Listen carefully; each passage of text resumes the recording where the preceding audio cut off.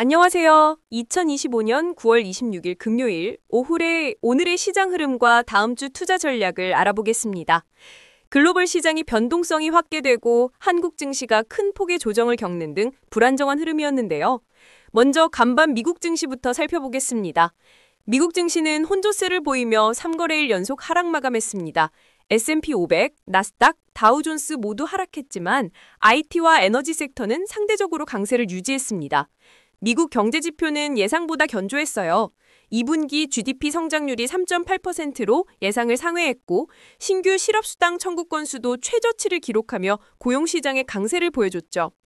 하지만 이런 호조세가 오히려 연준의 금리 인하 기대감을 약화시키고 달러 강세와 국채금리 상승으로 이어지면서 시장에 부담을 주었습니다. 트럼프 대통령의 보호무역주의 정책 재개 우려도 큰 변수인데요. 한국에 3,500억 달러 투자 증액을 요구하고 관세 폭턴을 경고하는 등 강경한 태도를 보이면서 글로벌 무역 환경에 대한 불확실성을 키우고 있습니다. 대형 트럭에 이어 주방 캐비닛 등 다양한 품목에 대한 관세 부과를 언급하면서 투자자들의 우려가 커지고 있는 상황이에요. 개별 종목으로는 아이폰 판매 호조로 애플과 인텔이 상승했고 양자 컴퓨터 소식에 IBM도 올랐습니다. 반면 테슬라는 유럽 판매량 감소 소식에 4.4% 하락했고 AI 관련주들은 과열 논란과 함께 차익 매물이 출회되었습니다. 특히 시타벨의 켄 그리픈 회장은 현재 AI 시장을 닷컴 버블에 비유하며 경고하기도 했죠. 단기적으로는 내일 발표될 PCE 물가지표와 정부 셧다운 리스크가 시장의 변동성을 키울 것으로 보입니다. 중기적으로는 경계 호조가 기업 실적 개선으로 이어질 수 있지만 AI 밸류에이션 논란과 트럼프의 정책 불확실성은 계속 주시해야 할 리스크입니다. 우리 한국 증시는 금요일장에서 코스피가 2.83% 크게 하락하며 아시아 증시 중 가장 큰 낙폭을 기록했습니다. 코스닥도 3일 연속 음봉을 기록하며 850포인트 아래로 밀려났는데요. 외국인과 기관의 대규모 매도세가 시장 하락을 주도했습니다.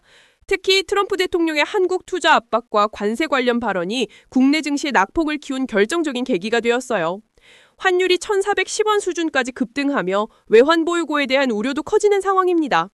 물론 외부 변수도 중요하지만 우리 시장의 체질 개선을 통해 이런 외부 충격이 좀 더 강해질 수 있는 방법을 함께 모색해야 한다는 생각이 듭니다. 다음 주 추석 연휴를 앞두고 신용장고를 보유한 투자자들의 위험 회피 심리도 시장 조정에 영향을 미쳤습니다. 수급을 보면 외국인은 SK하이닉스를 대규모로 팔고 삼성전자를 매수하는 경향을 보였고요. 코스닥에서는 반도체 관련주를 매수하는 모습을 보였습니다. 주요 섹터로는 방어적인 성격의 엔터주, 보험주, 제약주는 상승했지만 2차전지 관련주는 중면 가격대에서 횡보하며 다음 주 초 추가 하락 가능성을 보여주고 있습니다. 단기적으로는 추석 연휴 전 변동성 확대가 예상되며 주말 미국의 PCE 지표 결과에 따라 다음 주 시장 방향성이 결정될 것으로 보입니다. 중기적으로도 트럼프 대통령의 무역정책 변화와 미국 금리 인하 기대감 약화가 우리 증시에 계속 부담으로 작용할 수 있습니다.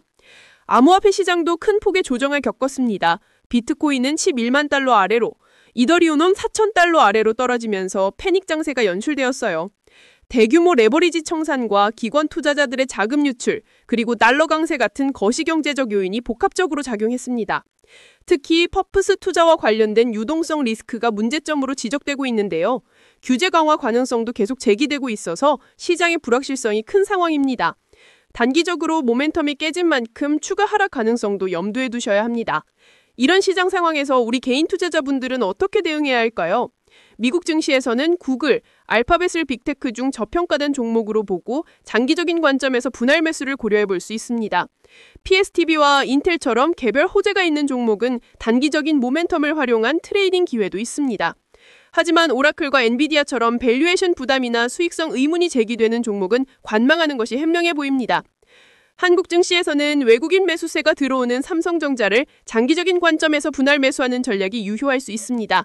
반면 SK하이닉스와 2차전지 관련주는 신중한 접근이 필요하고 다음 주 월요일 시장 흐름을 확인하는 것이 좋습니다. 암호화폐 시장은 현재 불안정한 만큼 적극적인 매수보다는 관망하는 자세가 필요해 보입니다.